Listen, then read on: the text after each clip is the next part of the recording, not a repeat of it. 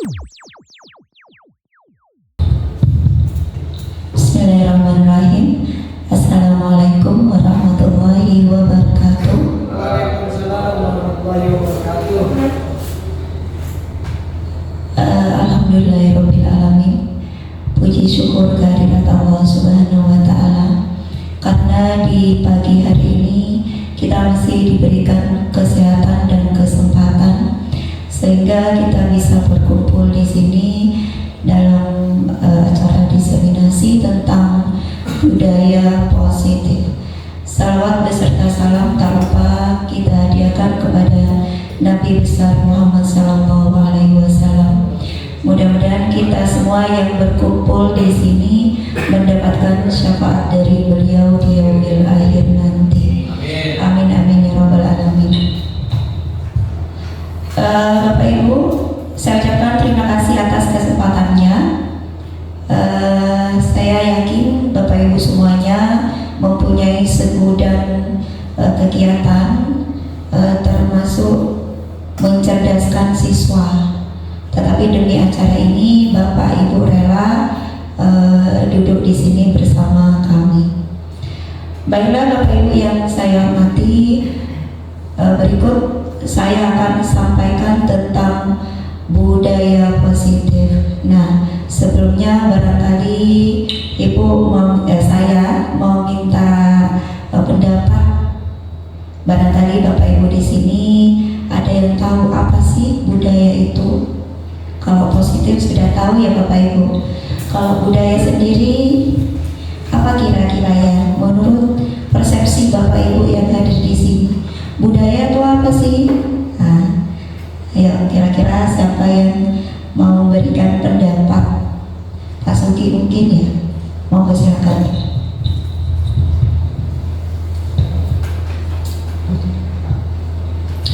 Baik, terima kasih. Apa sih itu budaya? Budaya itu adalah salah satu cara untuk berkembang dan dimiliki oleh seorang kelompok atau seseorang. Ya, jadi itu budaya. Jadi hidup yang berkembang itu budaya. Menurut saya ya, mungkin ada yang berbeda dari pandangan saya, silakan. Berkembang, hidup yang berkembang. Terima kasih. Ya, terima kasih. Menurut Pak Suki bahwa budaya itu adalah hidup yang berkembang. Barangkali ada pendapat lain dari Pak Bagus, Pak Yono, dan Pak Aju, Bu Meli. Ya, silakan. Oke. Menurut saya budaya itu adalah sebuah tingkah laku atau kegiatan dari seseorang yang diwariskan ke generasi selanjutnya. Iya, baik, terima kasih pada Bu Meli. Kata Bu Meli, menurut Bu Meli bahwa budaya itu adalah tingkah laku ya yang akan ditularkan kepada generasi berikutnya. Nah, budaya positif. Di sini saya akan membahas tentang budaya positif yang ada di sekolah.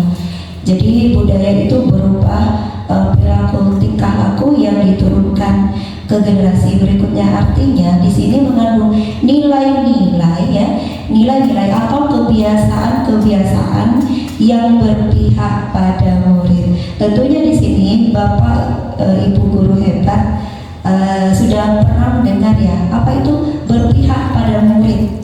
Berpihak pada murid. Artinya seperti apa? Jadi sekarang ini di kurikulum merdeka itu ada istilah bahwa pembelajaran itu harus berpihak pada murid.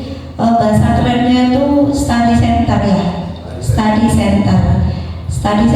Yang sebelumnya secara tidak sadar kita sudah melakukan pembelajaran di kelas secara, kalau ada study center ada juga teacher center ya. Jadi semuanya berpusat pada kita. Kita di depan duduk ya, ngoceh dari awal pembelajaran sampai terakhir.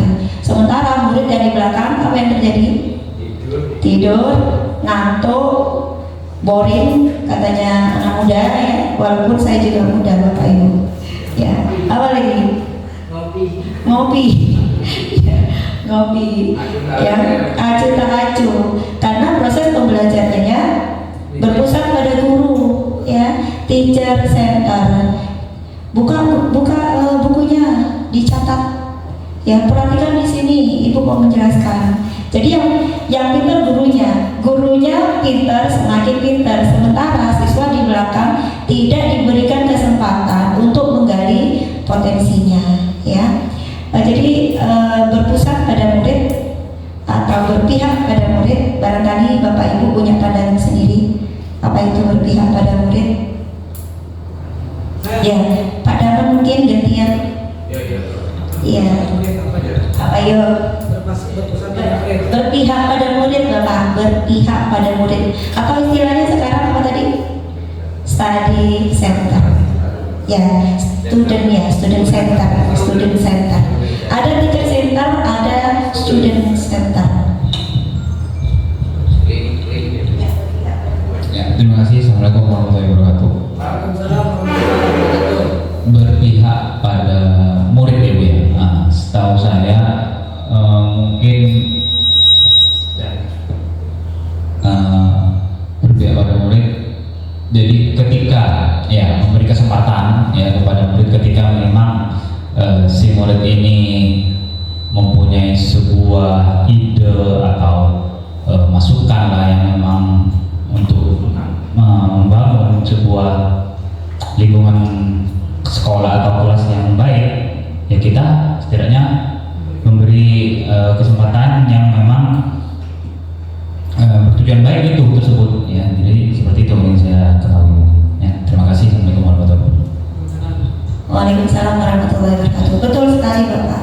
Jadi berpihak pada murid, kita itu memberi kesempatan kepada murid ya atas ide-idenya, karena kita harus yakini bahwa setiap siswa, setiap murid, setiap anak kita yang sekian ratus ini Bapak itu punya potensi, punya minat, punya bakat, punya kemampuan, bahkan punya kebutuhan belajar sendiri. Ya, jadi dalam satu kelas dari sekian kelas, misalkan terdiri dari 30 siswa, itu masing-masing punya kebutuhan sendiri. Ada yang sebenarnya pintar, tetapi dari segi karakter itu sangat buruk. Ada yang biasa-biasa saja, tetapi dia tekun dalam belajar. Ada yang suka berkelompok, ada yang suka menyendiri. Nah, kita sebagai guru itu harus paham kebutuhan belajar dari murid, itu artinya berpihak pada murid. Sesuai dengan tujuan pendidikan Ki Hajar Dewantara, bahwa tujuan pendidikan kita itu adalah menuntun kodrat dari anak. Jadi kodrat alam dan kodrat zamannya Bapak. Jadi kodrat zaman itu bahwa ilmu itu berkembang sesuai dengan zamannya. Jadi kita sebagai guru itu harus fleksibel, ya, harus bisa mengikuti perkembangan zaman, perkembangan anak. Sementara kodrat alam bahwa anak itu sudah punya potensi dari lahir. Ada yang suka gaya belajar A, ada yang suka gaya belajar B. Kita harus paham itu sehingga tujuan pendidikan itu tercapai, mewujudkan generasi yang bahagia, baik sebagai pribadi sendiri individu maupun dia nanti ketika menjadi anggota masyarakat.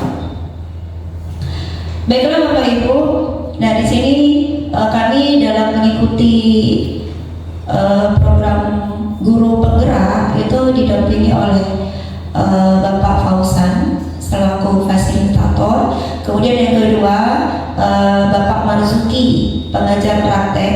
Jadi sesekali kalau misalkan Bapak Ibu nampak Bapak ini, Bapak Marzuki itu ada di sekolah kita, beliau adalah pengajar praktik kami yang sesekali kalau tidak salah dalam sebulan sekali beliau kesini untuk melakukan pendampingan individu. Jadi ada kalanya nanti kami memang butuh berkolaborasi dengan Bapak Ibu, karena di sini kami dalam menimba ilmu di kegiatan guru penggerak itu memang membutuhkan kolaborasi.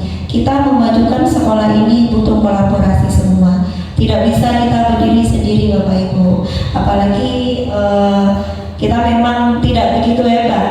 Jadi kita istilahnya menjadi hebat kalau didukung oleh semua elemen sekolah ini, baik itu kepala sekolah, Bapak Ibu karyawan TU, kemudian Bapak Bapak Ibu guru, bahkan siswa harus mendukung. Baru kita akan mencapai visi sekolah yang sudah kita tetapkan. Bapak Ibu sudah tahu kan visi sekolah kita? Ada yang tahu? Apa ya? Terciptanya, lulusan, apa baju? Terciptanya lulusan sekolah menengah kejuruan yang apa?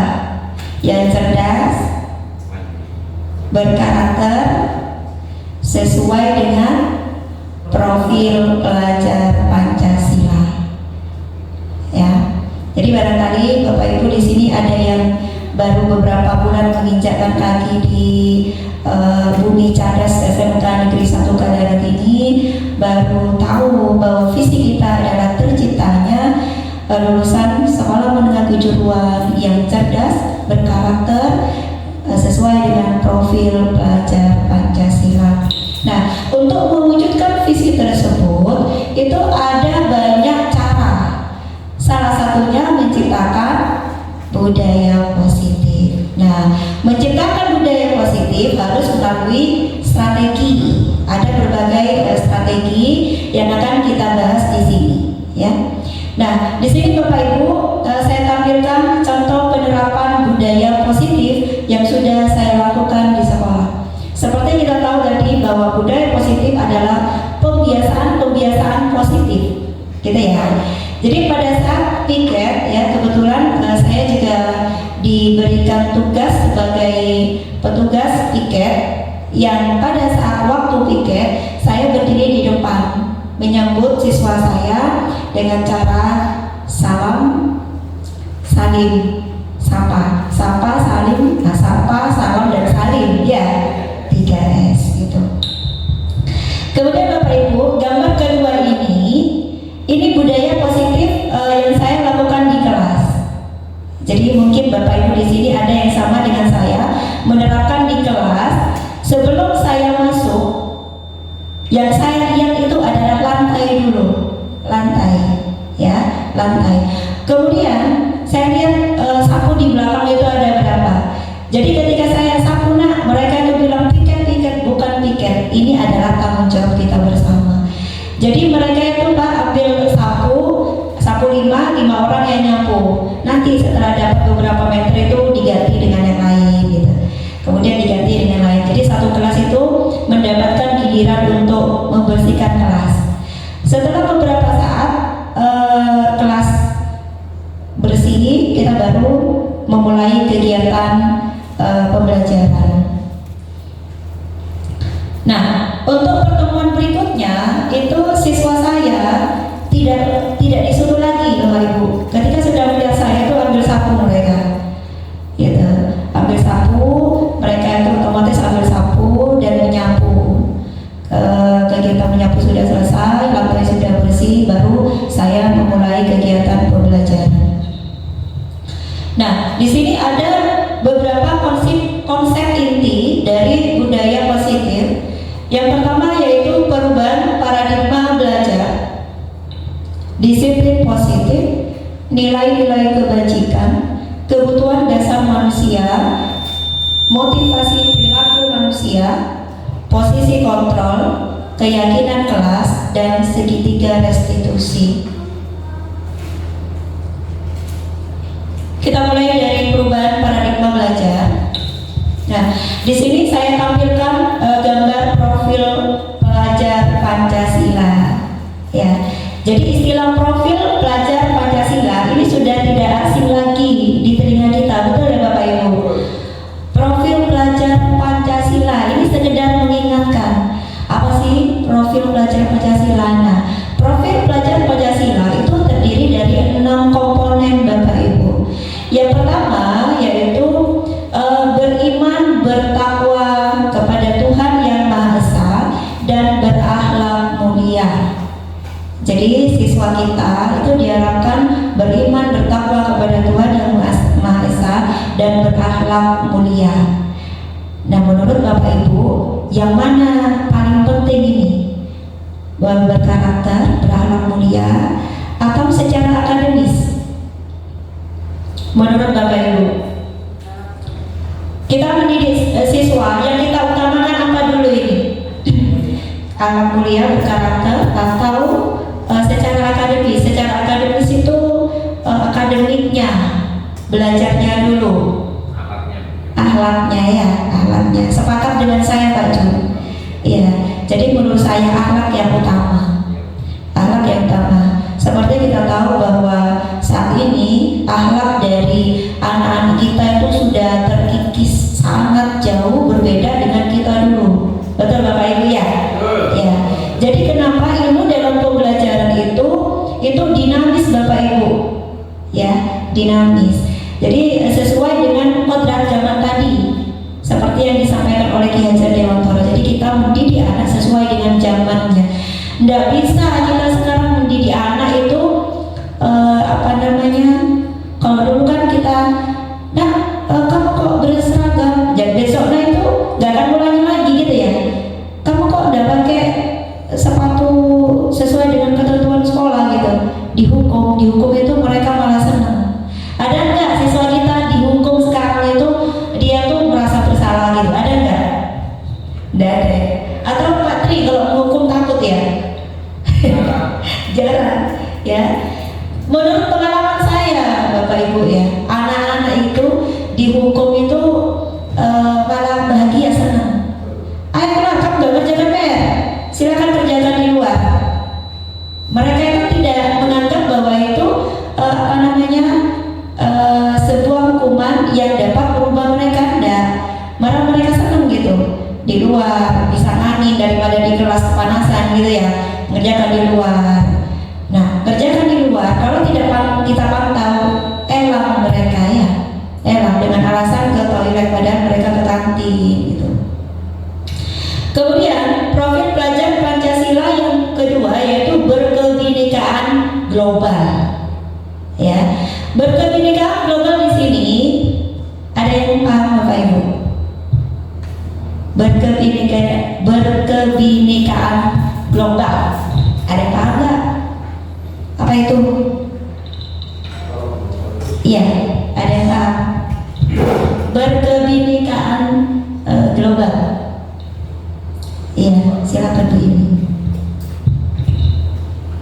Berkebinekaan global menurut saya itu pandangan kita sebagai pendidik dan juga mengarahkan siswa bahwasanya kita itu berbeda dari jenis individu satu dengan individu lainnya, dan pikiran kita jauh ke depan, di mana global itu kita memikirnya apa yang harus kita lakukan seandainya kita berada di luar lingkungan kita.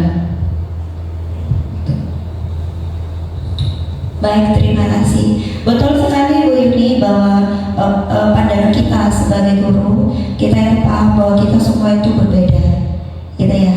Kita berbeda.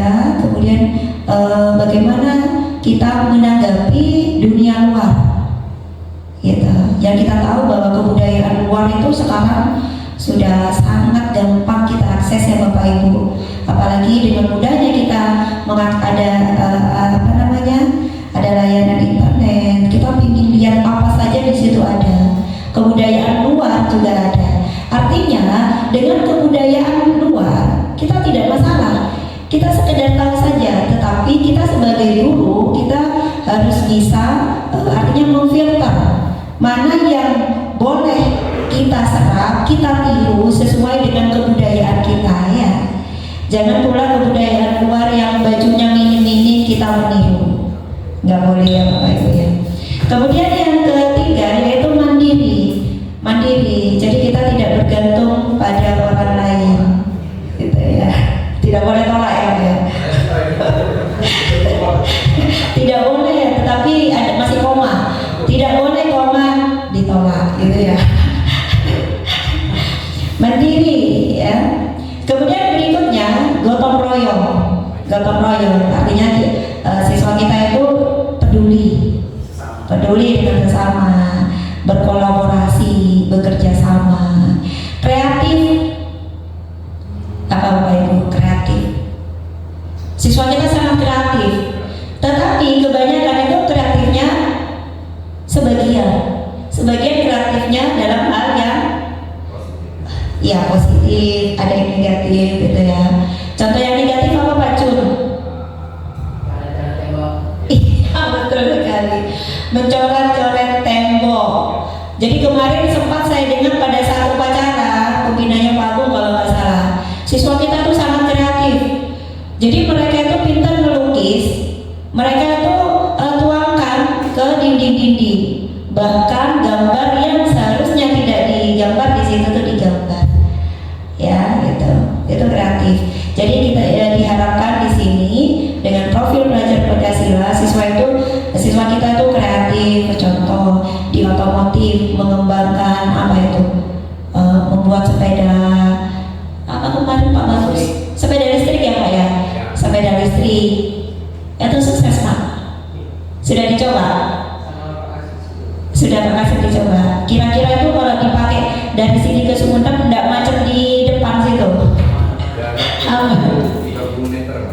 Oh jarak tempuh 30 meter. Ya Pak Bagus. Ya alhamdulillah, itu namanya kreatif ya. Nah nanti kita di sini insya Allah di jurusan teknik kimia sendiri Bu Meli akan menciptakan sabun yang membuat wajah glowing. Dibantu oleh Bu Yuni Ariyanti. Ya Bu ya, membuat ya dengan harapan kita semua warga SMK Negeri 1 Kadanga berwajah glowing semua, gitu ya. Ya, contoh persana. Iya, kinclong. Nanti sampelnya Pak Jun ya. Iya, sampelnya Pak Jun. Kita sudah ikhlas kok. Baik. Nanti kalau sudah kita buat, nanti Pak Jun dijadikan apa namanya itu? Testimoni, testingnya. Iya, testi suntik promosi. Iya. Yang penting kita doakan sampai. Iya. Ada wacana pembuatan dan hasil. Iya betul. Kita hasil semua. Iya. Yang penting diawali dengan mohon doanya Bapak Ibu agar siswa kita nanti ada dan banyak. Ya, amin. Amin. Gitu ya. Nah yang terakhir itu benalar kritis. Benalar kritis. Apa artinya di sini? Benalar kritis. Ya, dengan bernalar kritis di sini tidak akan terjadi pembulian. Seperti kita tahu di zaman sekarang dari TK sampai SD, SMP, SMA itu pembulian di mana-mana. Makanya sekarang itu pemerintah mencanangkan program anti bullying ya, anti bullying. Nah, perubahan paradigma belajar di sini dirancang berdasarkan prinsip pembelajaran yang berdiferensiasi. Nah, pembelajaran berdiferensiasi itu karena kita tahu bahwa siswa kita itu terdiri dari beragam karakter, punya keunikan masing-masing, sehingga setiap murid belajar sesuai dengan kebutuhan dan tahap perkembangannya, serta belajar sesuai dengan kemampuannya untuk mewujudkan profil pelajar Pancasila yang terdiri dari 6 komponen seperti yang saya sebutkan tadi. Miskonsepsi teori kontrol. Selama ini kita berpikir bahwa ilusi bahwa guru mengontrol siswa, ya, bahwa guru dapat mengontrol siswa. Pernah tidak Bapak Ibu mengalami ini? Saya lo guru, jadi anak-anak ini harus ikut dengan saya gitu. Pernah nggak Bapak Ibu alami di sini? Pak Tajul pernah? Pernah. Ketika kita sudah gagahnya di depan kelas ya Pak Darman, kita merasa bahwa anak-anak ini harus ikut dengan saya karena di sini saya guru gitu ya. Kemudian yang kedua, bahwa semua penguatan positif, efektif dan bermanfaat gitu ya. Yang ketiga, orang dewasa memiliki hak untuk memaksa. Pada umumnya kan guru itu usianya lebih dari siswanya ya Bapak Ibu ya, lebih dari siswanya. Jadi menganggap lebih dewasa itu seolah-olah saya lebih hebat gitu. Saya berhak ngomong apa saja ke siswa, saya berhak membuat peraturan apa saja buat siswa, memaksakan kehendak gitu ya. Yang terakhir, ilusi bahwa kritik dan membuat orang merasa bersalah dapat menguatkan karakter. Jadi membuat orang itu merasa bersalah itu sampai istilahnya sangat kerdil dibuatnya, itu dapat menguatkan karakter mereka. Nah, perubahan paradigma stimulus respon menjadi pendekatan teori kontrol. Stimulus respon mengatakan bahwa kebutuhan kita sama, sedangkan teori kontrol menganggap bahwa kita punya kebutuhan yang berbeda. Yang kedua, kita mencoba mengubah orang agar berpandangan sama dengan kita. Kita paksa orang itu punya pandangan seperti kita. Kita menganggap kita itu punya pandangan sama. Sedangkan bertolak belakang dengan teori kontrol bahwa kita berusaha memahami pandangan orang lain tentang dunia. Kita paham bahwa masing-masing kita itu punya pandangan sendiri-sendiri dan kita harus menghargai itu. Yang ketiga, perilaku buruk dilihat sebagai suatu kesalahan. Sedangkan teori kontrol, apapun yang kita lakukan itu pasti punya tujuan. Ada kalanya Bapak Ibu, yang kita lakukan baik menurut kita itu belum tentu baik menurut orang lain. Betul tidak Bapak Ibu? Betul. Iya. Nah, kita tidak tahu buruk menurut kita apa yang dilakukan orang lain. Kita nggak tahu tujuannya itu untuk apa gitu. Kadang kita nggak paham ya. Bisanya kita apa istilahnya menjustice, menghakimi orang lain. Wah, si A itu buruk sekali dia. Padahal mereka itu melakukan hal tersebut itu punya tujuan sendiri yang tidak harus orang lain tahu gitu ya. Berikutnya, orang lain bisa mengontrol saya. Sedangkan teori kontrol hanya kita yang bisa mengontrol diri kita. Jadi yang bisa mengontrol kita itu ya diri kita. Kita tidak bisa dikontrol orang lain. Gitu ya. Ayo ke barat, ikut ke barat gitu. Tidak bisa. Kita punya kontrol sendiri gitu ya. Saya bisa mengontrol orang lain. Kita tidak bisa mengontrol orang lain. Hampir sama ini Bapak Ibu. Pemaksaan ada pada saat bujukan gagal. Jadi kita pada saat kita memaksakan kehendak orang lain gitu ya, menyamakan apa yang kita inginkan, memaksa orang lain untuk sama dengan kita tidak berhasil, maka disitulah berlaku bujukan, canya-cae gitu ya. Berikutnya, untuk teori kontrol bahwa kolaborasi dan konsensus menciptakan pilihan-pilihan terbaru. Yang terakhir, untuk stimulus respon bahwa model berpikir kalau nggak menang ya kalah gitu ya, untung-untungan.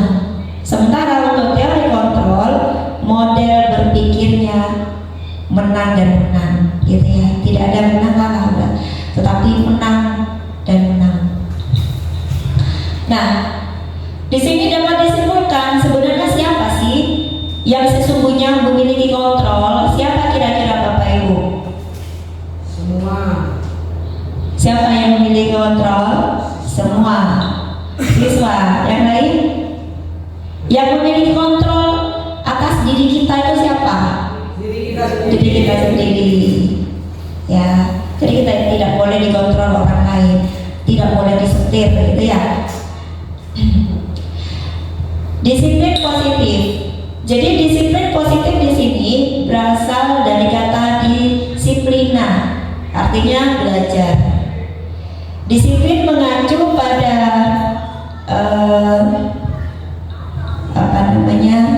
minta tolong Pak Sugi, Pak Bagus, mati.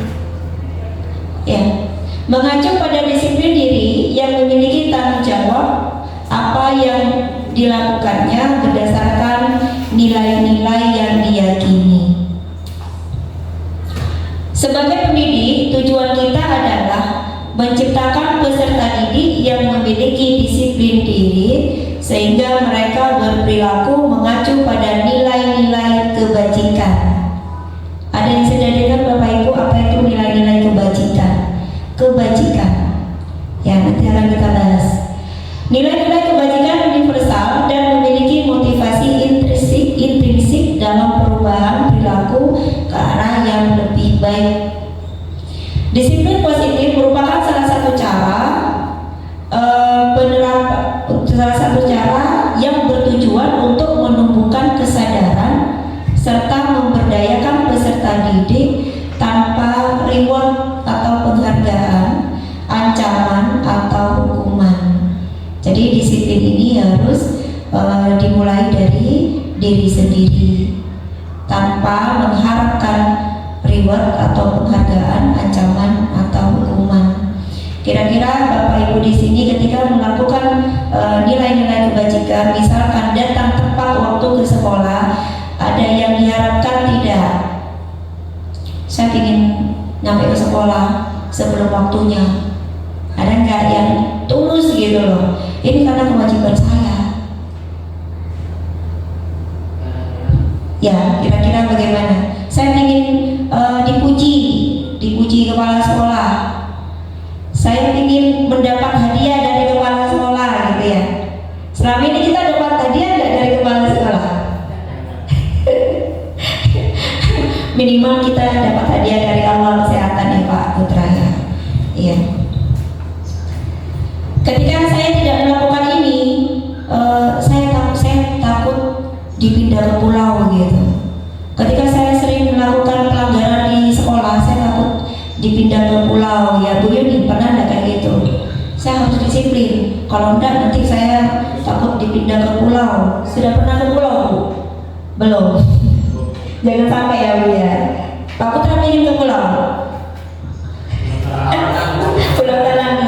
Mbak Suki mungkin padanan Kilang aja ya. Nggak, maksud saya tuh dimutasi ke situ Bapak, ke pulau. Gitu. Saya harus disiplin karena saya takut gitu. Itu artinya disiplin karena takut diancam atau takut dihukum.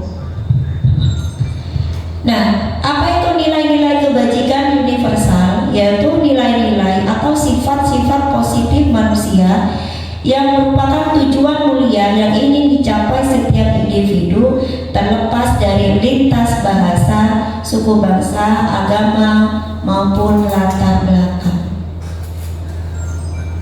Nah, ini contoh nilai-nilai kebajikan institusi atau organisasi pendidikan. Sebelumnya itu ada IBO, Primary Years Program, terdiri dari toleransi, rasa hormat, integritas, mandiri, menghargai, antusias, empati, keingintahuan, kreativitas, kerjasama, percaya diri, dan terakhir komitmen. Kemudian ada keterampilan hidup atau life skill. Di sini dapat dipercaya atau jujur ya Bapak Ibu, lurus hati, pendengar yang aktif, tidak merendahkan orang lain, dan memberikan yang terbaik.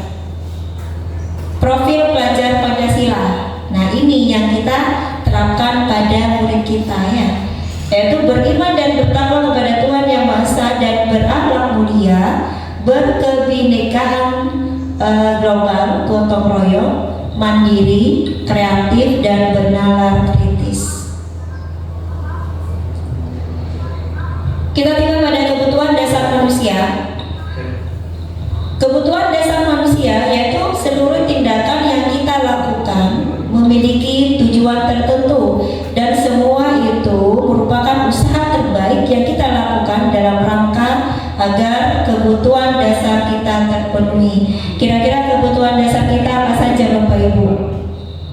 Ya Pak Tri, kebutuhan dasar kita apa Pak Tri? Kasih sayang. Kasih sayang, pingin diterima ya.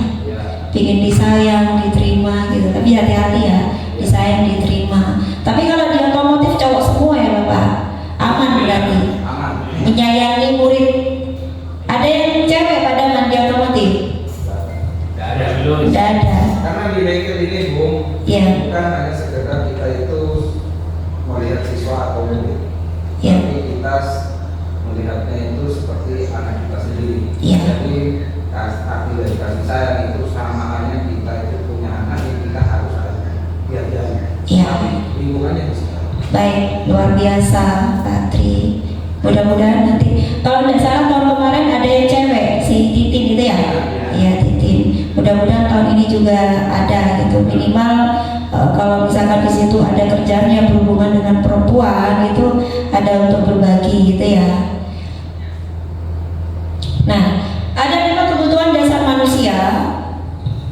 Yang pertama bertahan hidup, ya, makanan, pakaian, tempat tinggal gitu ya.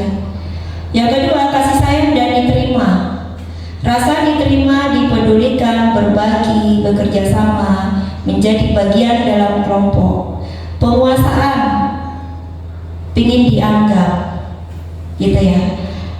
Kemudian memimpin, berprestasi, diakui, didengar, kebebasan, mandiri, memiliki pilihan, mencoba hal baru, mampu mengendalikan arah dirinya. Kemudian terakhir kesenangan, bermain, humor, antusiasme, tertawa. Ya. Jadi ketika kita misalkan di dalam sebuah forum kita rapat gitu ya, pendapat kita tidak dihargai, kita ngomong A sampai Z itu tidak didengarkan. Apa yang terjadi? Apa yang terjadi?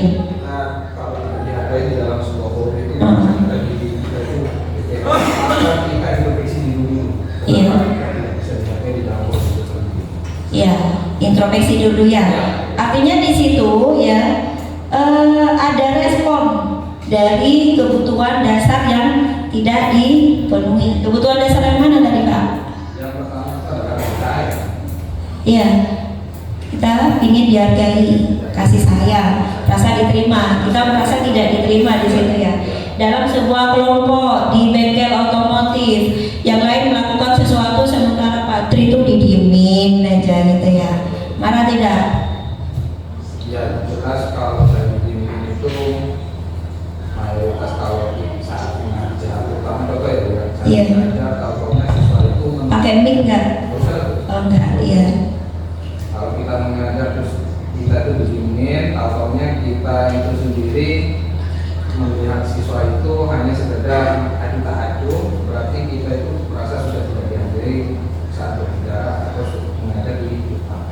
Iya, kira-kira dari 5 kebutuhan dasar manusia di depan sesuai dengan kasus Bapak tadi, yang mana yang belum dipenuhi? Yang belum dipenuhi itu adalah yang pertama kita selaku guru itu adalah yang poin nomor 2, kasih sayang dan rasa diterima. Iya, kasih sayang dan rasa diterima. Itu. Guru itu harus mempunyai berbagi, kerjasama, bagian dari dalam kelompok atau bagian dalam lingkungan sekolah itu di dalam kelas. Iya, betul sekali. Ada nggak pengalaman dari Bapak Ibu ya?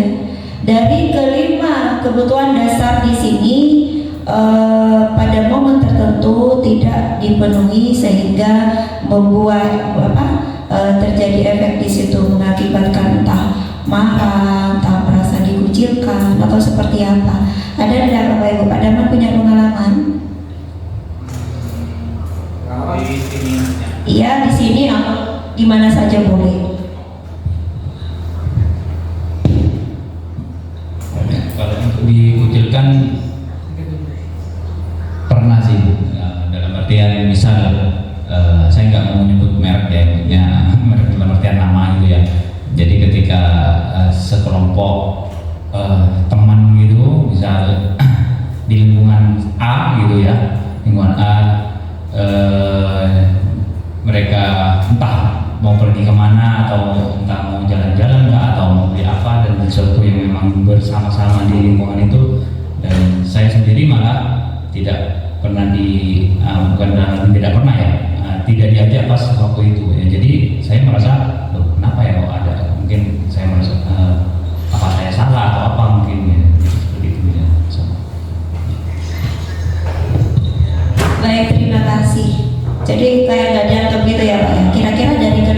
kebutuhan dasar di depan, mana yang belum terpenuhi Pak? Bertahan hidup, kasih sayang, penguasaan, harga diri ya Pak. Kira-kira saya ngapain gitu? Dilihat dari wajah saya ganteng gitu ya Pak ya. Kenapa masih saya tidak dianggap gitu kan? Ya kurang apa coba gitu ya Pak? Gitu. Ada yang lain mungkin. Jadi salah satu saja tidak terpenuhi kebutuhan dasar kita ya Pak Jun ya akan membawa dampak, entah itu marah gitu ya. Ada pengalaman Pak Bagus kira-kira dengan Tapi izin sedikit menambahi saja. Dari 5 kebutuhan dasar manusia itu yang pertama, poin pertama yang memang kita tidak bisa dipungkiri lagi, terutama di tengah-tengah masyarakat itu nomor 1, bertahan hidup. Itu susah. Karena kenapa?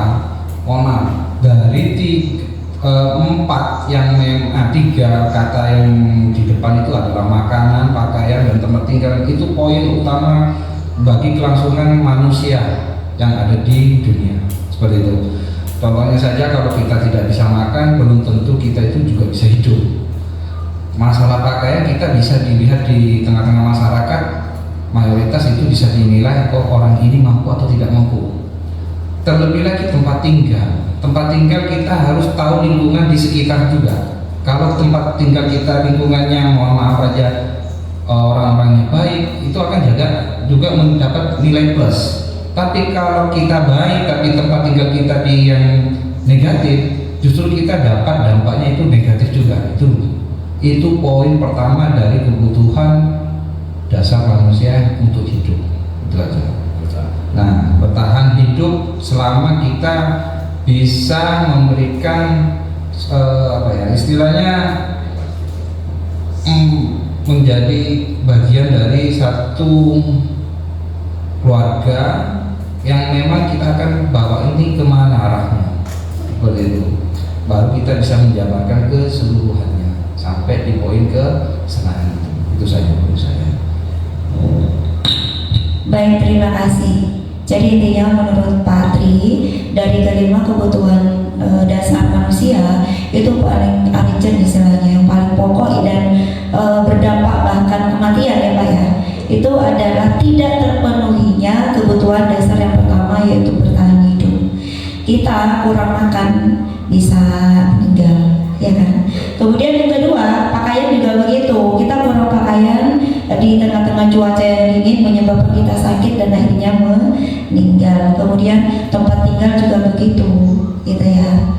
Nah, kira-kira ada yang bisa memberikan contoh enggak untuk yang kesenangan, bermain, humor, tertawa? Ada enggak di sini yang kebutuhan dasar tertawa belum terpenuhi gitu, sedih terus gitu, tidak dibiarkan kesempatan untuk tertawa? Mungkin bukan ke saya ya, saya cuma mengukur respect murid tentunya dalam hal kesenangan bermain, humor, antusiasme. Kayak umpamanya nggak ada pelajaran, kadang murid game mojok gitu sama baby, saya coba ikuti mereka. Ternyata kadang kita juga dianggap sebagai guru tuh nggak selalu juga akan diundang untuk masalah kesenangan mereka tersebut. Saya coba mengikuti mereka, ada momen-momen tertentu gitu, biar supaya akrab gitu sama mereka. Ternyata hanya momen-momen tertentu mereka ya bisa dianggap mengundang kita. Tapi ada beberapa momen yang mungkin mereka nggak pengen, jangan ada guru ikut saya, malu masalah pribadi gitu. Mereka malu. Contoh kayak pacaran, meskipun saya kasih pandangan, saya pura-pura buka gitu. Semua akan orangnya mana gitu, tapi saya mengerti, ternyata dalam hal yang seperti ini anak-anak nggak terlalu membuka merasa akrabnya, mungkin ada rasa malu tersendiri.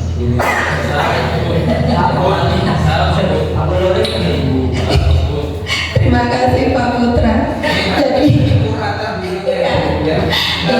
kira-kira ini melihat dari kasus Pak Putra tadi, kebutuhan dasar Pak Putra yang tidak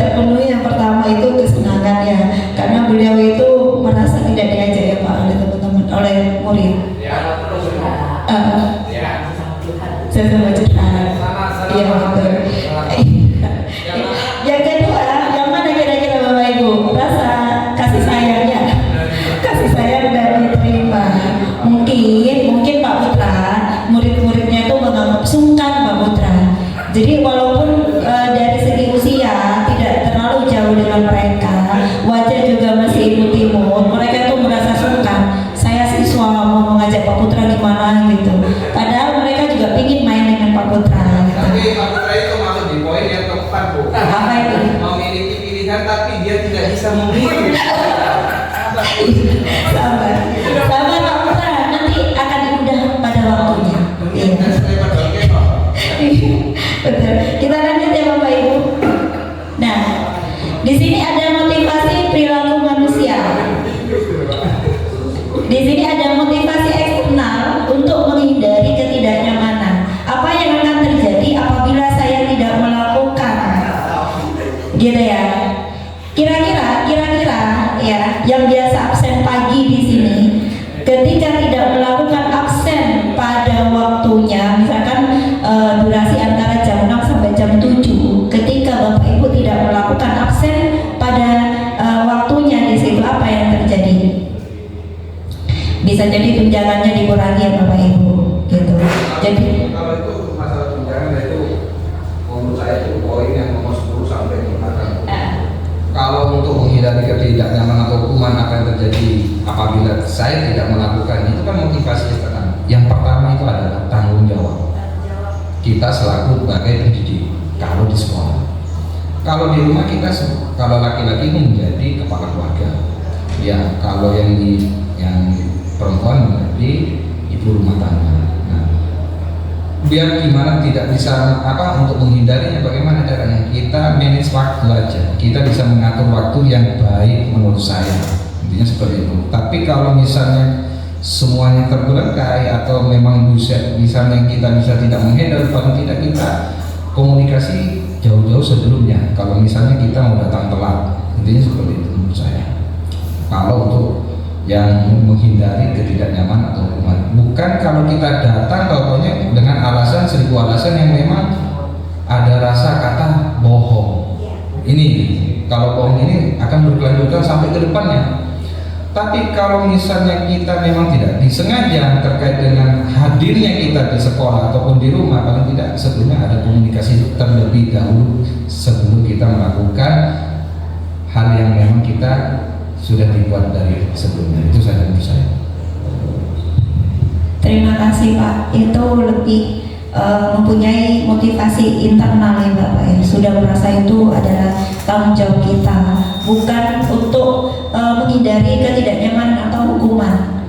Tidak ingin saya takut dimutasikan ke mana tadi tuh, ke Gili Lombok ya Pak gitu. Bukan karena itu, tetapi sudah merupakan tanggung jawab gitu. Yang kedua, motivasi eksternal yang kedua untuk mendapatkan imbalan dari orang lain atau institusi. Saya ingin mendapatkan reward dari kepala sekolah gitu, atau Pak Yono, saya harus rajin di koperasi ini agar dapat reward dari Bu Tias gitu kan, bisa jadi ya Pak Yono. Kemudian yang ketiga, motivasi internal untuk menghargai diri sendiri. Saya akan menjadi orang yang seperti apa biasanya melakukannya. Nah, ini sudah merupakan motivasi intrinsik tadi itu yang disebutkan oleh Pak Tri. Nah, hukuman, konsekuensi, dan restitusi. Hukuman tidak terencana atau tiba-tiba, murid tidak tahu apa yang akan terjadi atau tidak dilibatkan, bersifat satu arah, berupa hukuman psikis. Sedangkan konsekuensi terencana atau disepakati sesuai peraturan, murid tetap dibuat tidak nyaman, sikap guru selalu memonitoring murid. Sedangkan restitusi, proses menciptakan kondisi bagi murid untuk memperbaiki kesalahan, proses kolaboratif yang mengajarkan murid untuk mencari solusi sendiri. Saya rasa kalau hukuman dan konsekuensi di sini Bapak Ibu sudah bisa membedakannya, mana itu hukuman, mana itu konsekuensi. Kira-kira bedanya apa? Kalau konsekuensi itu Rencana sudah terencana dari awal. Iya. Nah, ini sudah melakukan, paling tidak kita sudah mengeksekusi sebelumnya. Kalau kita ketemu sama siswa dan siswa ini sudah hadir, kita sudah mempersiapkan hukuman apa yang layak untuk siswa ini. Iya. Tapi itu yang menurut saya eksekusi. Kalau yang tidak terencana, yang hukuman kita langsung spontan, bisa langsung Menurut saya kalau konsekuensi itu kan terencana. Jadi pengertian itu konsekuensi adalah terencana yang memang mana kita kalau bertemu, kalau sudah ada mohon maaf, siswa kesepakatan sebelumnya dan siswa ini tidak hadir pada hari itu, mungkin besoknya kita bisa melakukan konsekuensi terkait dengan siswa ini melakukan kesalahan dan kita siap untuk menerima sanksinya siswa ini. Nah, tapi kalau untuk hukuman kita secara tidak langsung itu berhadapan langsung dengan siswa dan kita melakukan hukuman itu di tempat itu juga, bukan di tempat yang lain. Misalnya contoh baju keluar, kita langsung melakukan hukuman, contoh push up 10, selesai. Setelah itu ya sudah, tidak ada hukuman lanjutan. Nah, kalau untuk esensi tetap berlanjut. Siswa ini sudah melanggar janjinya, kita mau melakukan hukuman, tapi siswa ini tidak hadir, paling tidak kita ada pemanggilan kedua itu melalui dengan bimbingan konseling yaitu PPK untuk di sekolah. Itu ya menurut saya. Baik, terima kasih. Itu perbedaan konsekuensi dengan hukuman. Bagi yang tidak membawa buku paket, minggu depan kalian keliling lapangan 100 kali misalkan gitu ya. Itu ternyata pertemuan minggu depannya itu ada yang tidak membawa, akhirnya mereka itu lari lapangan. Itu kira-kira hukuman atau konsekuensi? Konsekuensi ya Pak Tajul, karena mereka sudah sepakat gitu. Nah, apa itu restitusi nanti akan kita bahas. Nah, di sini kita sebagai guru dengan beragam karakter siswa yang unik, ada kalanya dihadapkan oleh beragam masalah, gitu ya, beragam kasus, gitu. Misalkan di bengkel apa kira-kira itu yang sering terjadi di bengkel? Siswa menghilangkan alat, misalkan ya Pak, ada yang seperti itu. Atau siswa terlambat, banyak. Pada saat praktek ada yang kerja, ada yang tidur. Pada saat praktek ada yang kerja, ada yang hilang. Ternyata ada di pojokan, gitu ya. Ada yang seperti itu. Nah, sekarang kita sebagai guru, ketika kita melaksanakan artinya teguran dan lain sebagainya, itu secara tidak sadar kita itu mempunyai 5 posisi kontrol di sini. Yang pertama penghukum, ya penghukum. Bu nedong dong gitu, push up 106 kali gitu, itu penghukum ya Pak. Kemudian yang kedua pembuat merasa bersalah, pemantau, teman dan manajer. Seperti apa itu 5 kontrol guru? Nah, di sini ada contoh penerapan posisi kontrol. Siswa tidak memakai atribut lengkap pada saat upacara. Bagaimana posisi kontrol kita sebagai penghukum? Kamu ini tidak memakai ikat pinggang misalkan. Hormat bendera selama 1 jam. Atau push up atau squat jam, itu penghukum. Yang kedua, pembuat merasa bersalah. Berapa kali Bapak sudah memberitahu kamu selalu mengecewakan Bapak, gitu. Itu penghukum ya. Kira-kira suaranya ini seperti penghukum apa? Pembuat merasa bersalah. Berapa kali Bapak harus beritahu kamu selalu saja mengecewakan Bapak. Sedangkan hukum, hormat bendera 1 jam, gitu ya. Suaranya lebih lantang ya Bapak Ibu ya, yang penghukum. Ada enggak Bapak Ibu menghukum siswa dengan suara si Mina hormat bendera dong 1 jam gitu? Ada enggak yang seperti itu? Ada. Seperti itu? Gimana Bapak?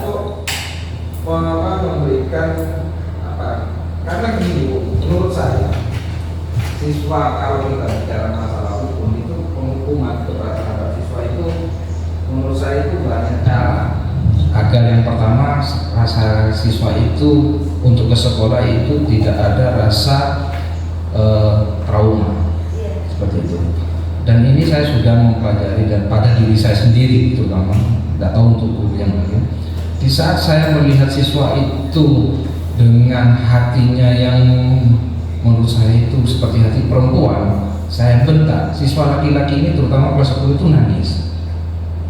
Jadi saya membedakan antara laki-laki sama perempuan, justru saya agak sedikit kebingungan. Terutama di sekolah kita ini, kalau misalnya yang kelas 11 yang foto, TSM 1 dan TSM 2, kalau modelnya seperti lembek, seperti yang ibu tadi praktekkan di depan, itu tidak akan pernah didengar. Tapi karakter siswa kita itu bermacam-macam, Bu. Ada yang mohon maaf karakternya itu antagonis, ada yang karakternya seperti iya, betul. Kalau kita bentak yang laki-laki itu terus mojok nangis, besoknya dia saya yakin 100% atau 1.000.000% lah, anak ini tidak akan pernah mau sekolah kembali dengan gara-gara satu guru membentak dia seperti itu. Padahal di rumahnya anak ini sama orang tuanya tidak pernah dibentak. Dengan cara apa kita itu harus bisa memberikan hukuman yang baik menurut saya, yang sekiranya anak ini bisa diterima, yaitu adalah siswa kebutuhan khusus. Itu contohnya, itu menurut saya. Jadi kalau misalnya marah-marah, mohon bagi yang semua guru itu kita juga pikir siswa ini beneran bisa menerima atau tidak, begitu. Tapi kalau misalnya nggak menerima, ya sudah, kita sambil senyum sambil kasih arahan agar siswa ini bisa berubah dan menyadari dengan kesalahannya diri sendiri. Itu kan? Iya Bapak, menurut saya yang Bapak lakukan tadi itu nanti ada di posisi kontrol berikutnya, gitu. Pada umumnya yang namanya posisi kontrol penghukum itu suaranya itu agak tinggi, gitu ya. Nah, yang Bapak sebutkan tadi itu nanti ada di posisi berikutnya. Secara tidak langsung, Pak Tri itu sudah melaksanakan posisi kontrol sebagai guru nanti ada, ya. Berikutnya sebagai teman. Jadi kita dengan suara agak rendah, gitu ya. Ayo dong, ikutin aturan sekolah. Tolong bantu Bapak sekali ini saja, gitu ya. Ya sudah, tidak apa-apa, lain kali jangan diulangi lagi ya, gitu. Biasanya sampai di Pak Tajul kayak gitu. Anak utuh gitu ya Pak Tajul. Nyom, sini sampai dilus-lus. Ayo dong, gitu ya. Ikutin aturan sekolah. Nggak didengarkan. Iya, Pak Putra.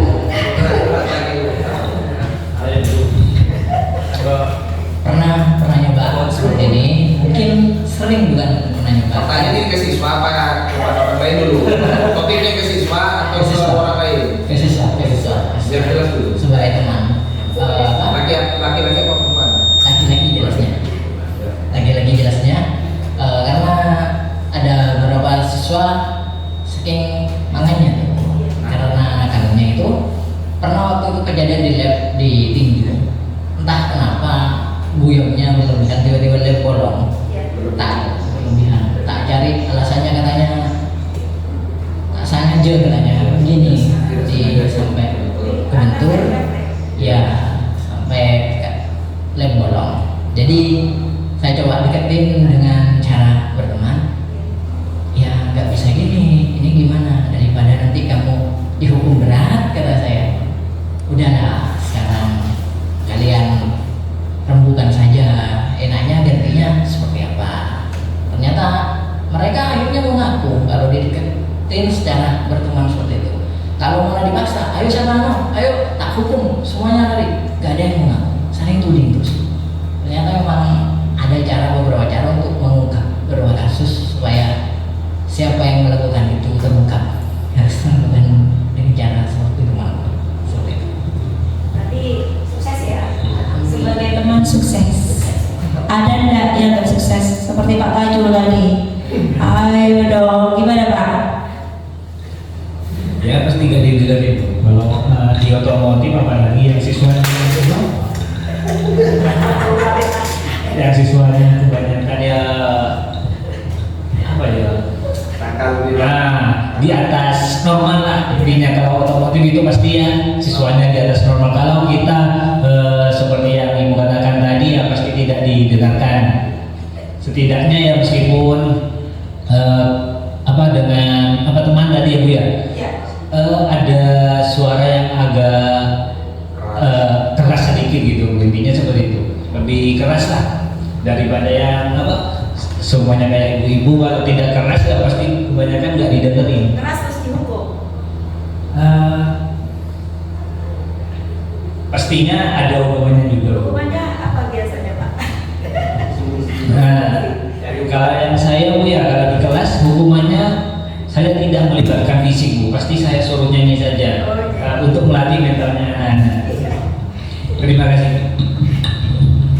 Terima kasih Pak Tajul. Untuk hukuman pasti bermacam-macam ya Pak, tergantung pribadi guru masing-masing. Berikutnya yaitu posisi kontrol sebagai pemantau. Contohnya begini, kamu sudah melanggar peraturan sekolah, kamu tahu konsekuensinya. Setelah upacara, kamu beli atributnya ke koperasi dan jangan diulangi lagi. Gitu. Itu pemantau. Biasanya di sini diikuti oleh data-data Bapak. Kamu minggu kemarin sudah tidak bawa buku, sekarang tidak bawa buku lagi. Gitu, pemantau. Ini suaranya juga rendah. Kemudian berikutnya sebagai manajer. Nah, diharapkan kita di sini sebagai guru itu memposisikan diri, yaitu posisi kontrol sebagai manajer. Apakah kamu tahu kesalahanmu? Kira-kira bagaimana kamu memperbaiki kesalahanmu? Artinya, ya, di sini tuh tidak menyalahkan murid. Jadi kita buat murid itu mengakui dulu kesalahanmu apa, gitu ya. Terus bagaimana, gitu. Itu posisi manajer. Nah, keyakinan kelas. Mengapa keyakinan kelas? Mengapa bukan peraturan kelas? Sudah pernah mendengar keyakinan kelas? Kesepakatan kelas? Iya.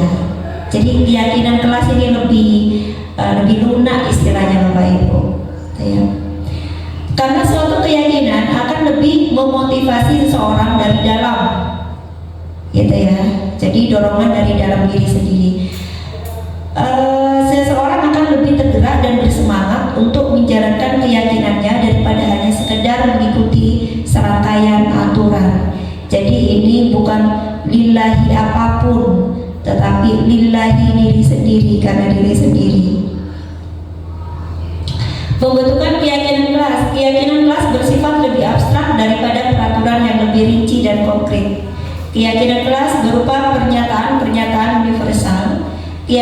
Pernyataan keyakinan kelas senantiasa dibuat dalam bentuk positif. Keyakinan kelas hendaknya tidak terlalu banyak sehingga mudah diingat dan dipahami oleh semua warga kelas. Keyakinan kelas sebaiknya sesuatu yang dapat diterapkan di lingkungan tersebut. Semua warga kelas hendaknya ikut berkontribusi dalam pembuatan keyakinan kelas lewat kegiatan curah pendapat, bersedia meninjau kembali keyakinan kelas dari waktu ke waktu. Bapak Ibu yang ada di sini sudah pernah membuat keyakinan kelas, gitu ya. Kalau peraturan itu dilarang datang terlambat, keyakinan kelasnya apa? Bisa tepat waktu, disiplin waktu. Jadi di situ tidak ada kalimat negatif, jangan gitu, tidak ada. Jadi lebih ke positif. Restitusi. Nah, ini pasti seru Bapak Ibu ini. Restitusi adalah proses menciptakan kondisi bagi murid untuk memperbaiki kesalahan mereka, sehingga mereka bisa kembali pada kelompok mereka dengan karakter yang lebih kuat. Melakukan kesalahan kita tangani dengan cara restitusi. Kemudian setelah masalah selesai, mereka itu kembali ke kelompoknya sesuai dengan sebelum terjadi kesalahan dan menjadi pribadi yang lebih kuat gitu.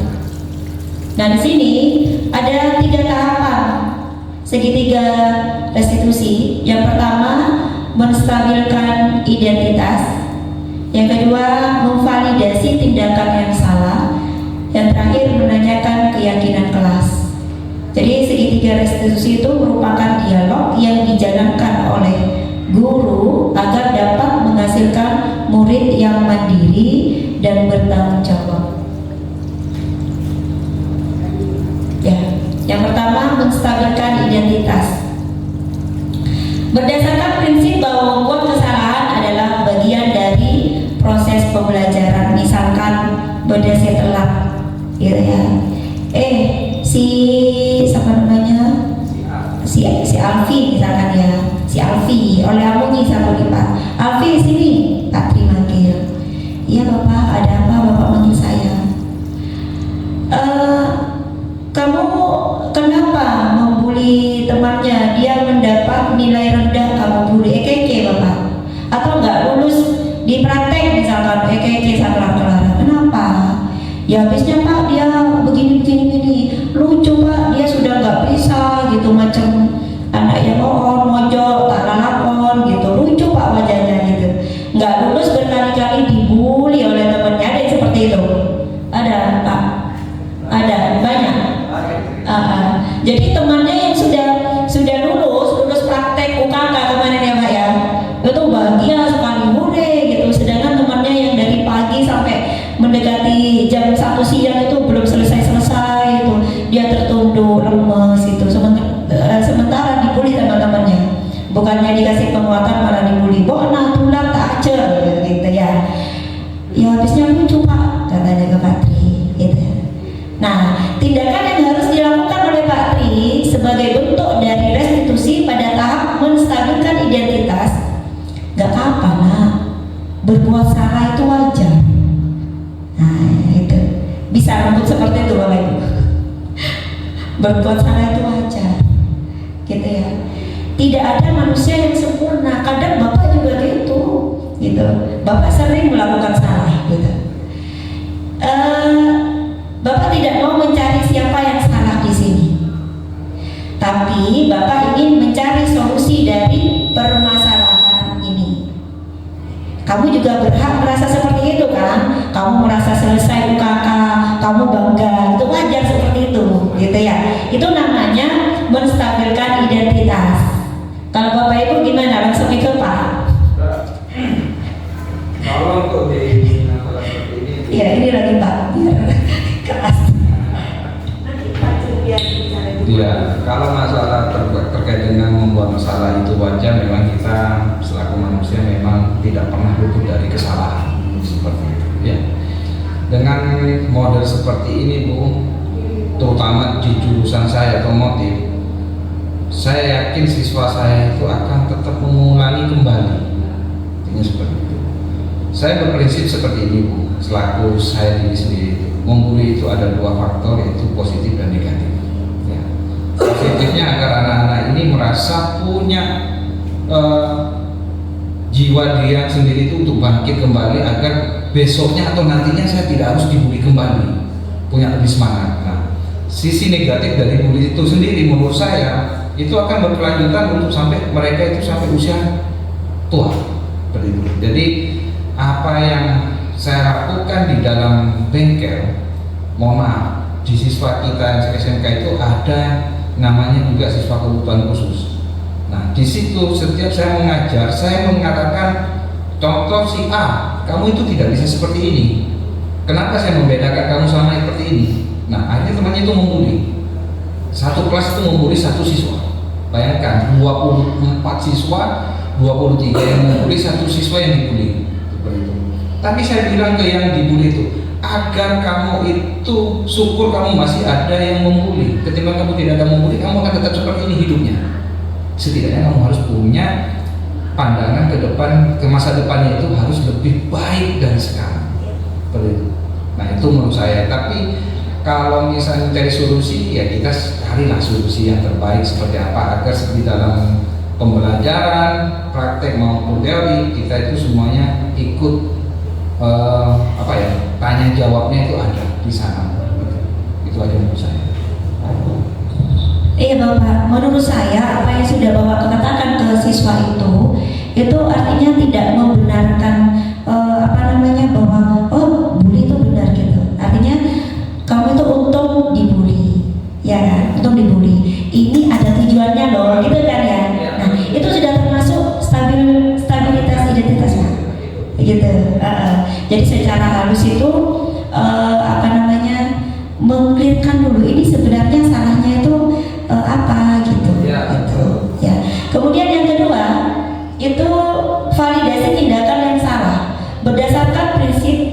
setiap perilaku berupaya memenuhi suatu kebutuhan tertentu. Kebutuhan 5 tadi Bapak Ibu, kebutuhan dasar. Contoh, kamu pasti punya alasan mengapa kamu melakukan itu. Nah, seperti yang tadi Pak, itu temenmu yang bully itu, kamu membuli temennya, kamu pasti ada alasan kan, gitu. Iya Pak, biar teman saya itu tak lemes gitu ya. Dia mengiyakan Pak, saya puji terus saya, aduh Bu Danisa lah gitu. Itu malah apa ya? Dia akan terlena, tidak akan timbul motivasi. Artinya tak ongak gitu ya Pak ya, gitu. Terus kemudian merasa tinggi. Padahal kamu bisa melakukan yang lebih buruk dari ini ya, gitu. Kamu patut bangga karena telah melindungi sesuatu yang penting buatmu.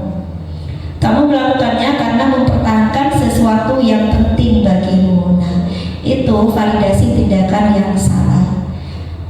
Terakhir, menanyakan keyakinan kelas. Berdasarkan prinsip kontrol bahwa pada dasarnya kita termotivasi secara intrinsik dari diri. Apa keyakinan kelas kita? Nilai-nilai apa yang telah disepakati bersama?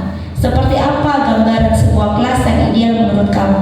Kamu ingin menjadi orang yang seperti apa?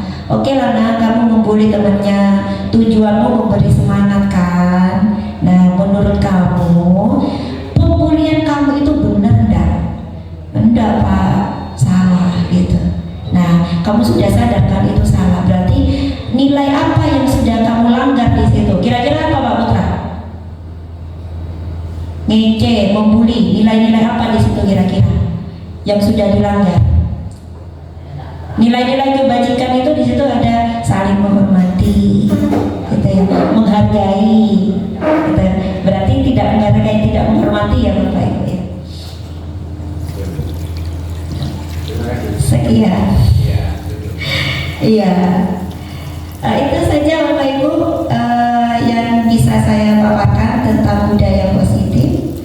Dengan adanya sharing dari saya tentang budaya positif, dari apa yang saya dapatkan dari program kegiatan guru penggerak, gitu. Saya berharap kita khususnya di sini dapat menularkan kepada rekan sejawat kita yang tidak hadir di tempat ini bahwa budaya positif ini sangat penting sekali untuk pembelajaran kita mencapai tujuan pendidikan.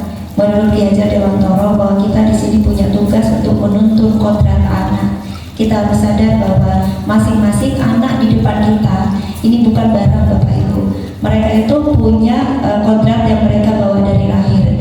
Jadi kunci utama apa yang harus kita miliki? Sabar Bapak Ibu. Sabar yang tanpa batas. Saya sendiri tahap sabar Bapak Ibu, walaupun terkadang tak laten itu muncul juga, gitu.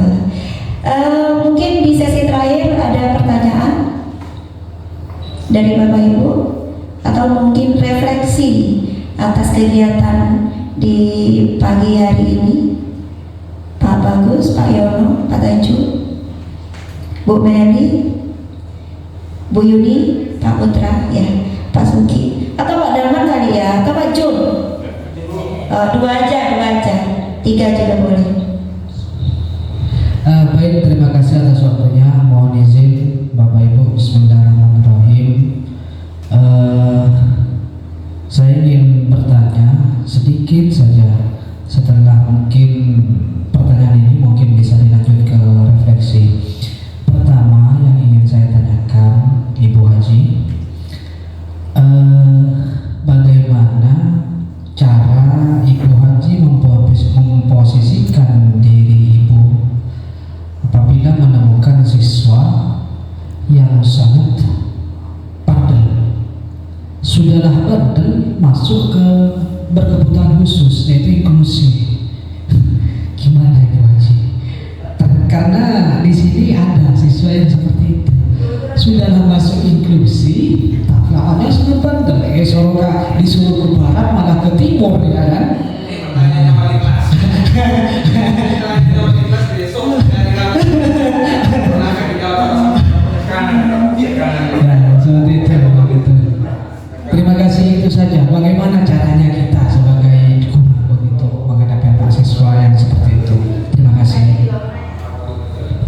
Iya, terima kasih Pak Sugi. Kebetulan selama hampir 6 tahun saya di sini, kalau bandar sih banyak, tetapi yang inklusi itu belum pernah ngajar sama Pak. Ya, trik saya menghadapi siswa yang nakal sebelum saya mengetahui posisi kontrol yang kita pelajari itu, saya cenderung ke menghukum Bapak Ibu, menghukum gitu. Jadi ketika bandel itu saya hukum, kamu telat di luar, kamu tidak membawa buku, push up gitu. Itu jujur saya lakukan itu, push up gitu. Karena ketika saya ngajar di sini itu sangat berbeda kondisinya pada saat saya ngajar di Batam dulu. Sebelum ini saya ngajar di Batam Bapak Ibu. 15 tahun saya ngajar di Batam, mutasi tahun 2018. Walaupun di sana itu sekolahnya terletak di kepulauan, di dekat pantai, jauh maju di sini. Gitu, di situ daerah terpencil, tetapi akhlak mereka itu luar biasa, patuh sekali. Gitu. Tetapi ketika sudah masuk sini, saya kaget gitu. Akhlaknya tuh luar biasa. Gitu ya. Jadi sering memotong pembicaraan guru itu sering saya temui gitu. Kemudian disuruh guru itu berat sekali. Ketika disuruh guru itu berat sekali. Nah, ketika saya melaksanakan tips menghukum, ternyata anak sini itu tidak kapok gitu, malah senang. Apa mungkin karena ibu-ibu ya, jadi wajahnya kurang sangar gitu. Push up gitu. Malah ketika melakukan kesalahan itu tanpa saya nyuruh, mereka langsung bilang push up gitu, berapa gitu. Kemudian setelah saya ikut program guru penggerak Bapak Ibu, saya pelajari, oh iya, anak-anak ini punya keunikan masing-masing gitu. Jadi saya berusaha sabar. Jadi jujur, mulai saat ini Bapak Ibu, yang saya lakukan itu belajar sabar, belajar lebih sabar gitu. Makanya saya bilang, kita sebagai guru harus punya stok sabar yang tanpa batas. Kita punya masalah di rumah, nyampe di sekolah, ya berusaha kita lupakan. Kalau dulu enggak, saya punya masalah di rumah, di sekolah tuh pingin, rasanya berat sekali gitu. Tetapi saya kembali lagi, anak punya keunikan masing-masing. Jadi saya berusaha untuk sabar. Jadi menghadapi siswa yang seperti apa itu sabar. Untuk sementara sukses Bapak Ibu. Jadi ketika ada anak yang nakal itu saya deketi gitu. Ya bukan dielus-elus secara ini loh ya. Iya, nah kamu itu kok gitu sih, kamu kapan mengerjakan? Ya Bu, minggu depan. Apa kendalanya sih? Saya membuat tugas proyek Bapak Ibu untuk wawancara dengan perangkat desa. Tak lakoni, saminggu tak lakoni, 2 minggu tak lakoni, sabulan tak lakoni. Saya panggil, kenapa nak? Saya malu Bu. Saya malu wawancara dengan orang lain. Nah itu kan didik kamu untuk jadi berani gitu. Jadi saya yakin sebandel apapun anak itu pasti ada tujuannya mereka seperti itu. Nah kembali ke kita bisa sabar enggak, bisa melatih enggak gitu. Wah si penting kan pada boros gitu ya. Nah itu. Jadi kembali ke diri kita bisa enggak melakukan, memposisikan diri sebagai guru yang memang benar-benar mendidik siswa, menuntun siswa sesuai dengan kodratnya gitu Pak Sudi. Kembali ke diri kita mau nggak dengan jiwa raga macam-macam lah berkorban sebagai pendidik yang memang benar-benar seorang pendidik gitu, sabarnya luar biasa. Kalau pribadi saya memulai semua apapun yang saya pelajari di PGP ini, saya mulai dari diri gitu. Saya bentuk diri dulu Bapak Ibu. Sebelum saya membentuk siswa, saya mulai dari diri sendiri. Saya artinya introspeksi diri. Saya benar nggak gitu? Saya benar nggak? Karena saya tidak pernah menyalahkan siswa Bapak Ibu. Ketika nilai IPAS, saya kebetulan menjadi IPAS rendah, itu saya tidak serta-merta menyalahkan siswa. kok begini? Saya salahkan diri saya sendiri dulu. Berarti ada yang kurang dari saya. Itu saja Mas Suki. Ada yang lain? Oh iya.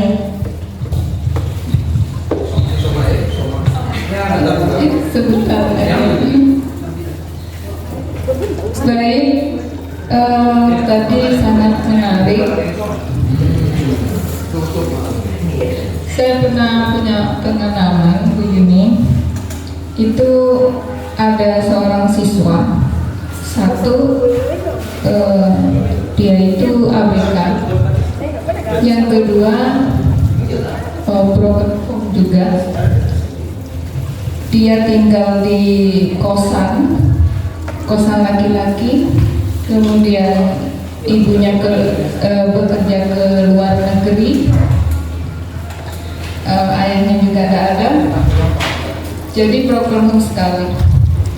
Kemudian permasalahannya sama seperti Pak Sugi tadi, bahwasanya sangat kompleks. Bagaimana cara mengatasi seperti ini? Memang satu itu kemauan dari kita seorang pendidik harus sabar. Yang kedua, komitmen kita. Saya itu bekerja sama dengan biasanya BK. Awalnya saya itu sendiri berjalan sebagai manajer gitu ya, ditanyakan kenapa problemnya gitu, terus apa permasalahanmu. Ternyata dalam tanda kutip di sini memang tidak ada kontrol dari wali murid. Kemudian yang kedua itu kebanyakan main game, kalau bagi game online, terus malam harinya juga begadang, akhirnya besokan harinya tidak bisa bangun seperti itu. Ya, nah dari situ akhirnya yang dilakukan adalah memang harus bekerja sama dengan BK. Kalau saya sendiri awalnya berjalan sendiri, dan itu pun mengunjungi kosan cowok. Nah, kosan cowok, sedangkan kita adalah seorang perempuan, jadi ada tanda kutip risih gitu ya. Akhirnya ya dibawalah BK. Terus yang kedua itu sabar, kemudian yang kedua adalah kita harus berkolaborasi. Yang ketiga itu ternyata ada sisi positifnya dari seorang anak yang tanda kutip APK ini. Ternyata mereka ada satu kegiatan yang memberikan positif prestasi, yaitu dia punya hobi apa. Jadi kita gali terus hobinya, lambat laun akhirnya mereka menyadari bahwasanya hobi saya itu dihargai oleh seorang guru, oleh seorang sekolah gitu.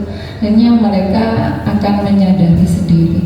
Tetapi ada sisi seperti mata uang gitu ya. Permasalahan timbul lagi ketika ada teman lain siswa ini merasa menganggap bahwasanya lo kok lebih peduli kepada siswa ini gitu ketimbang yang lainnya. Tapi ini mungkin nanti kalau seperti ini bisa juga berkolaborasi dengan mereka dan memberikan solusi bahwasanya anak ini beda dengan temannya. Mungkin seperti itu. Assalamualaikum warahmatullahi wabarakatuh. Waalaikumsalam warahmatullahi wabarakatuh. Terima kasih masukannya Bu Yani. Memang menghadapi siswa itu kita harus berkolaborasi dengan banyak orang ya, dengan BK, wali kelas, kemudian wali murid, tidak lupa. Nah, tergantung kasus Bapak Ibu. Kalau sekiranya kasus itu masih bisa kita tangani oleh pihak sekolah, maka kita tangani oleh pihak sekolah. Sementara ada kasus yang sudah melewati batas, artinya harus ditangani oleh pihak luar. Contoh pencurian harus sudah ditangani oleh pihak yang berwajib, maka kita libatkan pihak yang berwajib di sini. Demikian Bapak Ibu. Yang terakhir saya minta refleksi yang belum ini sampai ini. Iya Pak Danu. Iya. Refleksi itu yang sudah kita lakukan hari ini, apa yang dirasa manfaatnya mungkin atau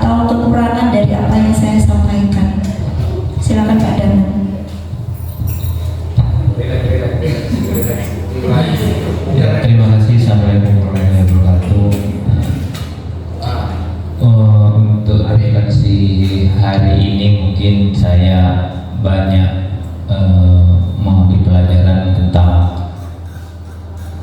bagaimana kita menanggapi sebuah kayak bullying, terus bagaimana kita menanggapi tentang anak-anak yang mungkin yang kurang perhatian kepada kita gitu ya. Jadi intinya semua itu sangat penting ya, penting bagi kita sebagai pendidik ataupun sebagai orang tua di sekolah ya, bagaimana menanggapi sifat-sifat atau perilaku anak yang seperti itu ya. Dan kita ya sebagai guru juga ya, jangan lupa bahwasanya setiap siswa ini atau anak-anak kita itu kan memang tidak semuanya sama ya, sifatnya tidak semuanya sama ya. Jadi kita juga harus memahami setiap karakter itu ya. Jadi setiap si anak A, anak B dan yang lainnya itu ya. Jadi bagaimana kita menanggapinya itu ya. Terima kasih, mungkin itu saja yang bisa saya sampaikan. Assalamualaikum warahmatullahi wabarakatuh. Waalaikumsalam warahmatullahi wabarakatuh. Terima kasih Pak Darman atas refleksinya. Demikian Bapak Ibu, akhir dari acara kita hari ini. Saya mengucapkan ribuan terima kasih atas kehadiran dan kesempatannya di tempat ini. Mudah-mudahan apa yang sudah saya sampaikan tadi, apa yang sudah kita diskusikan dapat kita tularkan kembali kepada teman-teman sejawat lainnya yang tidak hadir di acara ini. Demikian Bapak Ibu yang saya sampaikan, kurang lebihnya saya mohon maaf. Terima kasih atas perhatiannya. Billahi taufiq wal hidayah. Assalamualaikum warahmatullahi wabarakatuh.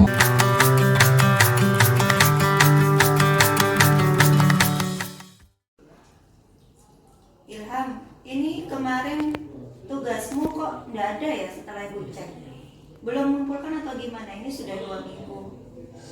Tugas proyek kemarin itu belum? Ya nggak apa-apa nak, kamu telah mengumpulkan tugas. Kemarin teman kalian itu sudah juga telat mengumpulkan, tetapi akhirnya mengumpulkan kan? Ya, terus kenapa nggak mengerjakan? Bukannya ini sudah 2 minggu? Saya nggak mengerjakan karena saya malu untuk menyampaikan kepada Pak RT atau petugas di desa. Tapi dengan teman-teman ini nggak masalah kan? Ada juga teman yang bilang katanya kurang lebih penting atau bisa jadi ada gurunya. Ya, ini mana kelompok yang lain ini? Ibu kan sudah umumkan suruh kumpul di sini. Mana ini yang lain? Bukannya 2 orang ya? Kamu dengan si Subhan kan? Iya. Ya, mana dia? Kamu panggil ya Subhan ke sini ya. Ya.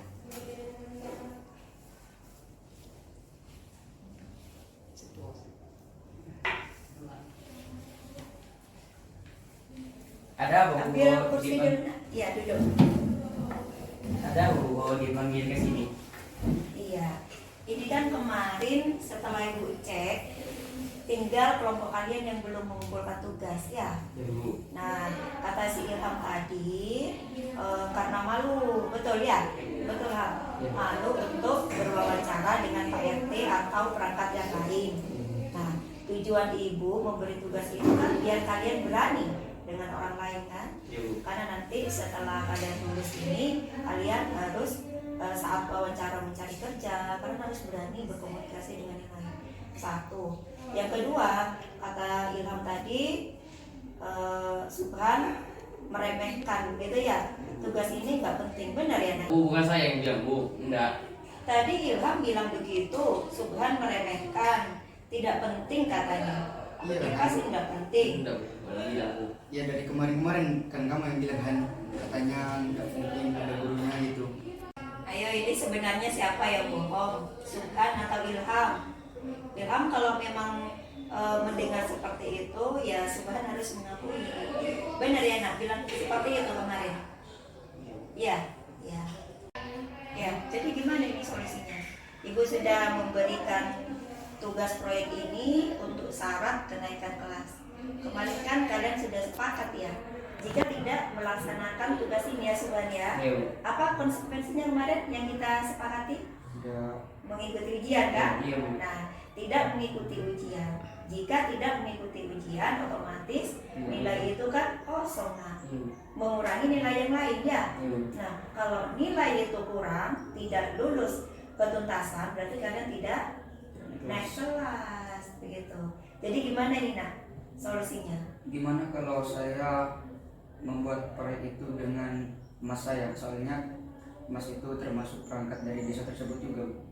Iya, Oke. termasuk perangkat desa juga. Iya. Iya, jadi dipastikan kalian bisa kerja. Supaya nanti ke rumah domisili masnya dekat dengan Ilham. Iya, Bu. Ya kan, berarti nanti Subhan ke rumah Ilham. Ilham. Iya, Bu. Sepakat ya, Iya, Bu. benar ya. Nah, kalau begitu kira-kira tugasnya ini kapan diselesaikan? Karena setelah ini ujian. Nah, Nanti, Bu. nanti Iya. benar ya, Iya, Bu. sepakat ya. Oke. Ya, karena ini sudah kita sepakat menyelesaikan, ada solusinya. Sekarang kalian kembali benar-benar diselesaikan ya nak ya. Iya, Bu. Ya, udah, terima kasih. Ya.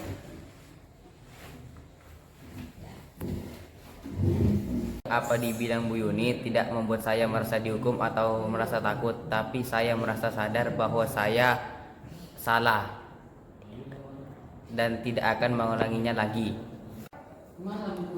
Saya sadar karena saya lalai dalam mengumpulkan tugas tidak tepat waktu, dan selanjutnya saya akan mengumpulkan tugas dengan tepat waktu. Tidak menghukum saya, dan Bu Yun itu memberi pandangan kepada saya bahwa yang saya lakukan itu salah dan tidak sesuai dengan keyakinan kelas.